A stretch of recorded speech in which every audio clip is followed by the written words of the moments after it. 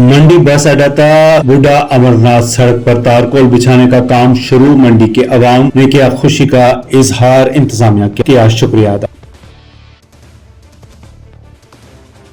और मुसाफिर शदीद परेशानी का सामना करते रहे हैं।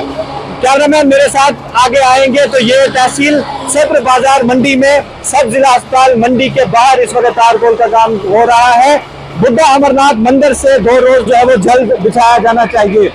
तो मैं आपको साथ साथ ये भी बताता चलूं कि यहाँ पर जो तारकोल बिछाया जा रहा है, इस दौरान जहाँ ठेकेदार और उसके काम करने वाले जो लोग हैं यहाँ पर है, वहीं जो महकमा PWD के ऑफिशियल्स हैं वो भी यहाँ पर मौके पर मौजूद है। और खसूसी तौर पर चूंकि तहसील सदर बाजार मंडी का ये इलाका है, यहाँ के जो लोकल दुकानदार हैं वो भी यहाँ पर मौजूद है और इंश्योर ये किया जा रहा है कि जो तारकोल यहाँ पर बिछाया जा रहा है ये सही तरीके से बिछाया जाए। चूंकि आप जानते हैं कि गुजरी बार जब यहाँ पर तारकोल बिछाया गया था तो एक बताता चलूं कि महकमा के ऑफिशियल भी मौजूद हैं और कैमरामैन एक मतलब इस तरफ भी दिखाएंगे, चूंकि ठेकेदार ने कहा है कि सिक्योरिटी पर्सनल्स भी इनके साथ जो है वो मौजूद है, जहां पर ये मुल्क की सुरक्षा करते हैं, जहां पर और भी तरीके की मदद ये लोगों की करते हैं। ऐसे में तारकोल जब बिछाया जा रहा है तो उनकी जानिब से भी एक योगदान दिया जा रहा है, ये भी जो है वो यहाँ पर मौजूद है। तो साफ तौर पर मंडी तहसील सदर बाजार में जो दुकानदार परेशानियों का सामना करते थे,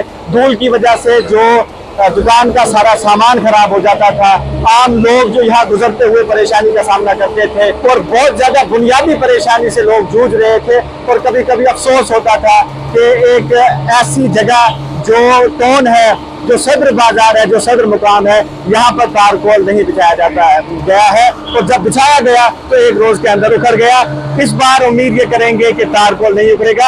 आखिरी तस्वीर आपको कैमरामैन दिखाएंगे तो ये सारे लोग जो है यहाँ पर इस वक्त तारकोल बिछा रहे हैं। ये आप सामने PWD को का जो बिछाया जा रहा है वो किस तरीके का है। शुक्रिया वसीम भाई। जो पहले पिछले साल जो इन्होंने ब्लॉक टॉपिंग की थी वो एक दिन एक रात में पूरी उखड़ गई, लेकिन अब की बार जो इन्होंने ब्लॉक टॉपिंग की है, बूढ़ा अमरनाथ मंदिर से परसों 11:30 बजे काम शुरू हुआ था।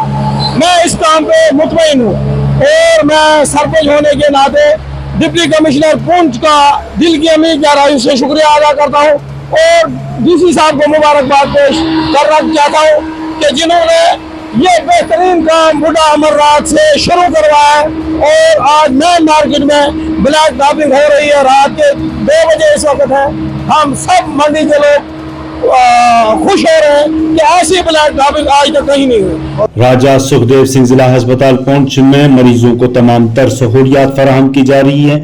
मेडिकल सुपरिटेंडेंट डॉक्टर जुल्फिकार ने दी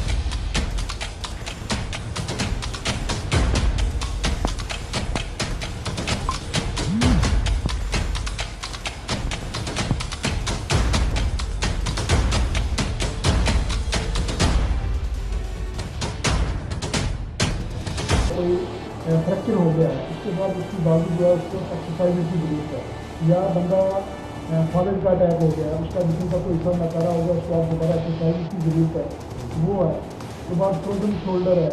यहाँ बहुत सारी चीज़ें जो है ऐसी बीमारियाँ हैं जो हड्डी की बीमारियाँ हैं, जिनमें हमारा कमर का दर्द होता है, गर्दन का दर्द होता है, इन सब चीज़ें जो है इनके लिए मशीनरी आ चुकी हुई है। तो वो हमने यहाँ पर प्रोसेस की जिसको 1 साल के अंदर में और इसको तो आपने देखा होगा दोनों कमरे जो हमारे अपने 5 से 10 मशीनें जो लगी हुई हैं, जिसमें इस किस्म के लोग जिनको सर्वाइकल की प्रॉब्लम है, या फ्रोजन शोल्डर है, या नंबर प्रॉब्लम है, इसके अलावा फ्रैक्चर अगर किसी का होगा उसके बाद उसकी बाजू हलने या उसको एक्सरसाइज देंगे, इन सब के लिए फिजियोथेरेपी काम करती है। हमारे यहाँ पर डिस्ट्रिक्ट हॉस्पिटल में 3 स्लाइड फिजियोथेरेपी का यूनिट बच्चों का भी है और अडल्ट का भी है। बच्चों का जो है वो हमारा RDS स्कूल के अंदर है, जिसमें हमारे डॉक्टर अंकित हैं काम कर रहे हैं, और जो हमारा हेल्थ का है उसमें हमारे डॉक्टर दोष भी यहाँ पर और डॉक्टर कलवी हैं जो अपनी सारी को मिल जाते हैं। एक साल के अंदर अंदर हमने वो सारी मशीनें यहाँ पर मुहैया करके लोगों को फैसिलिटी दे रहे हैं। इससे मेरे ख्याल से कम पूरे 2+ महीने को हम ये सर्विस यहाँ पर दे चुके हैं। जिला तरक्याती कमिश्नर श्रीनगर एजाज असद ने की जरा ब्लॉक के नुमाइंदगान के साथ बात कहा। 15 अगस्त की तकरीब बख्शिश स्टेडियम श्रीनगर में मुनक्कद होगी। 15 अगस्त की जो सबसे बड़ी तकरीब है वो इस बार बख्शिश स्टेडियम में मुनक्कद की जा रही है, जहां ऑनरेबल एलजी साहब तिरंगा फहराएंगे। और इस प्रोग्राम में जहां हमारे ट्रेड कंटीजेंट फोर्सेस के स्कूल के पार्टिसिपेट करेंगे, वहीं हमारा एक आम शहरी भी वहाँ पार्टिसिपेट करेगा। और मैं आपके चैनल के ज़रिए तमाम सिविल सोसाइटी को, हर शहरी को मैं दावत देता हूँ कि आएँ और 15 अगस्त के दिन आज़ादी की तकरीब को मनाने में सरकार के साथ मिलकर इसका हिस्सा बनें।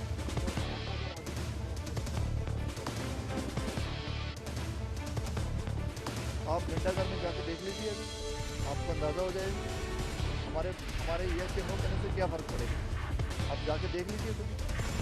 और हादसा का शिकार शख्स JMC&H में जख्मों की ताप न लाकर मौत का शिकार, लवाहिकीन ने लगाया लापरवाही का इल्जाम।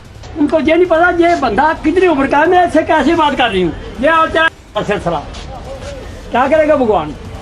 जब इंसान में इंसानियत नहीं रही तो भगवान क्या करेगा? और ये ठीक है तो हम उसको ले गए, मगर जो इन्होंने करना था क्यों नहीं किया?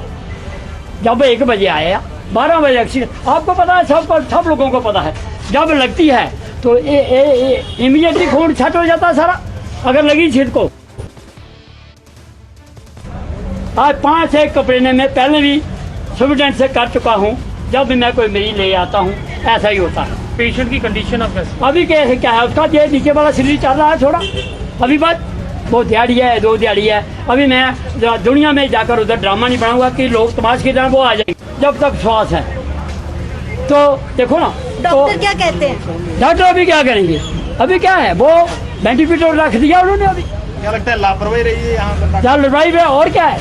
ये अगर एक लेडी डॉक्टर थी छोटी सी जिसने ये सब किया, और यही बताते हैं, हत्या ही बताते हैं कि इसकी हालत बहुत ख़राब है, इसकी हालत बहुत ख़राब है। मेरा ऐसे ही टीबी हॉस्पिटल में मेरा भाई था मेरे से बड़ा, उसका भी इन्होंने ऐसे ही है, वो आज मेरा भाई जिंदा है। तो ये लोग ऐसे हैं। अभी कैसी कंडीशन है? इसकी क्या कंडीशन है अभी देखो ना मैडम, अभी क्या कंडीशन है उसकी, ये चल रहा है। बाकी जब सिर ही होता है इंसान का, जब सिर डेड हो गया तो क्या रह गया पीछे, बताओ। मगर बात यह है, मैं सब इन लोगों को दोष दूंगा। लुधियाने जब आप लेके गए वहाँ से वापस क्यों लाया? क्या कहा वहाँ? क्या कहना, उसका ब्रेन डेड हो गया था। उन्होंने जब सिटी स्कैन किया, इनका देखा पहले, उन्होंने बुलाया हमें, भाई गंजाइश है।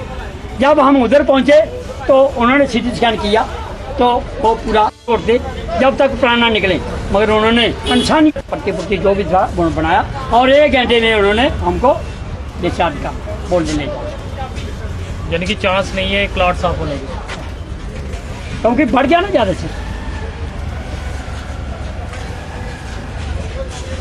गवर्नमेंट मेडिकल कॉलेज बख्शीनगर के बाहर हम मौजूद थे। यहाँ पर एक द्वारा गवर्नमेंट मेडिकल कॉलेज के इंस्टीट्यूशन है, उस पर गंभीर आरोप यहाँ पर लगाए जा रहे हैं, और इंस्टीट्यूशन से भी अपील है कि इस तरह के आरोपों को गंभीरता से देखा जाए ताकि। जम्मू में ट्रैफिक की पुलिस से कार्रवाई, कवानीन की खिलाफवर्जी करने वालों के काटे गए चालान। जितना बेटा उसका फायदा उतना ही लेंगे, आप फालतू नहीं लेते। नंबर है 15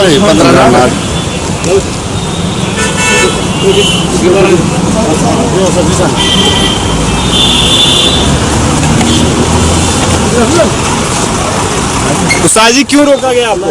लाइसेंस दे। हाँ जी सर, कुछ नहीं, एक दो सवारी स्टूडेंट थे खड़े, तो स्टूडेंट खड़े थे 2 दिन, तो उसके लिए रोका, कह रहे ओवरलोड नहीं करना। तो हमने कहा ठीक, मैं बोलूँगा ना, क्या कहना चाहेंगे इस तरह से ओवरलोडिंग? ठीक है सर, अच्छे तरीके से ड्यूटी निभा रहे हैं सर, बड़े अच्छे तरीके दोबारा भी चला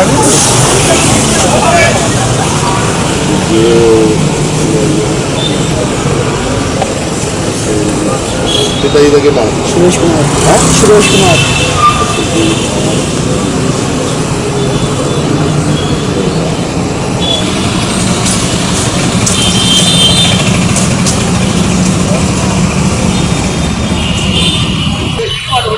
थोड़ा चल रहे थे लास्ट में। लगातार आप देख सकते हैं कि यहाँ पर मेटाडोर्स को जो है वो रोका जा रहा है। वहीं अम्फाला टू शनि नरवाल रूट की एक मेटाडोर को यहाँ पर रोका जा रहा है।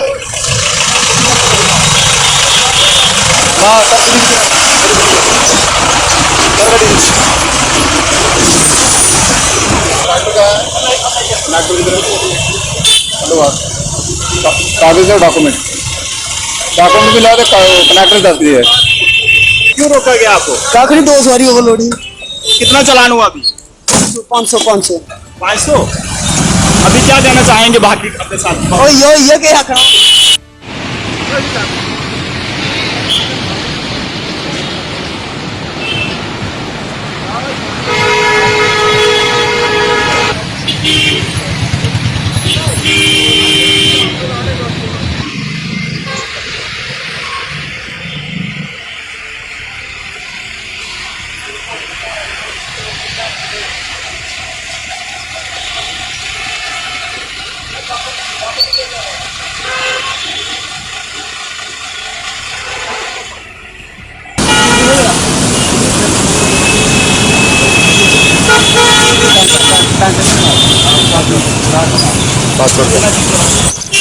कौन अपने पैसे के लिए कोई मायना हुआ बहर है?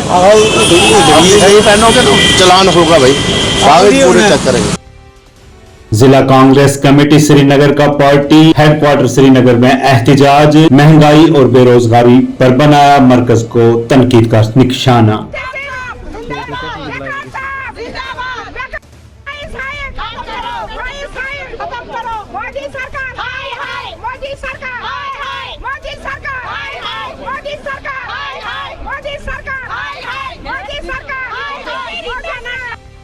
लेकर जाता है कोई उसको सुनने वाला है नहीं। एडमिनिस्ट्रेशन में जितने भी नेगेटिव हो रहे हैं वो खाली कागजी तोड़ा।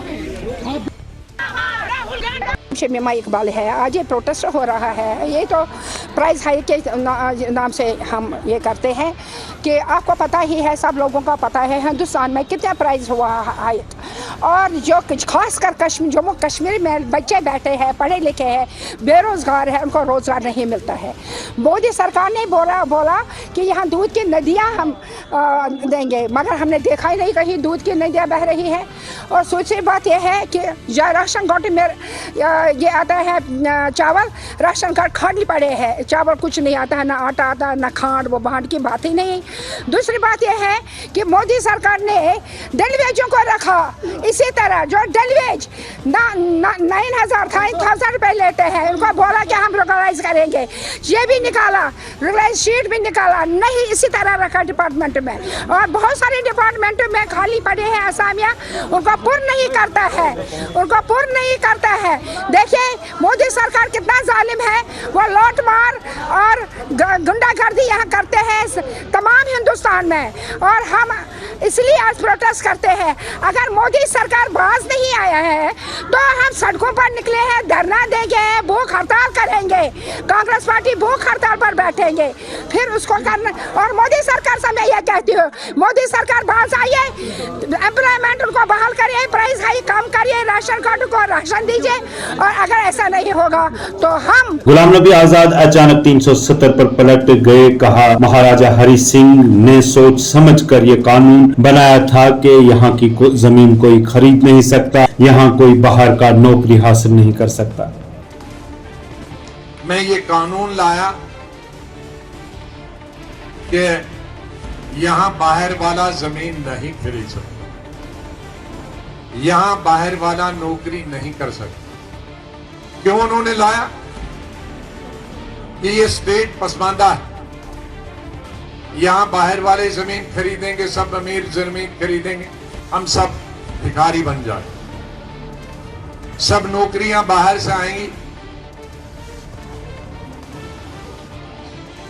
तो यहां वाले उनके नौकर बन के रहे, इसलिए उन्होंने कानून लाया। आज वो हमारे बीच में नहीं, उनके खानदान का हमारे बीच में नहीं, लेकिन उनका सोच कितनी लंबी थी, हमें उसको सल्यूट करते। उसी कानून को, महाराजा हरि सिंह के कानून को, जब हमारा आजादी के बाद कानून बनाया, आईन बनाया, कॉन्स्टिट्यूशन बनाया, उस चीजों को, महाराजा की चीजों को 370 और 35A की शक्ल दी। हमारे बहुत सारे लोग जिनको यह अकल नहीं थी, वो सोचते थे कोई 30 से 370 कोई पाकिस्तानी चीज है, 35A कोई ये POK की चीज है। नारे कहते खत्म करो, अब खत्म करो, तो अब खत्म हो रहे हैं। अरे 35A तो यही था कि जमीन कोई नहीं खरीद सकता और घर कोई नहीं खरीद सकता। हाँ, यही 35A था।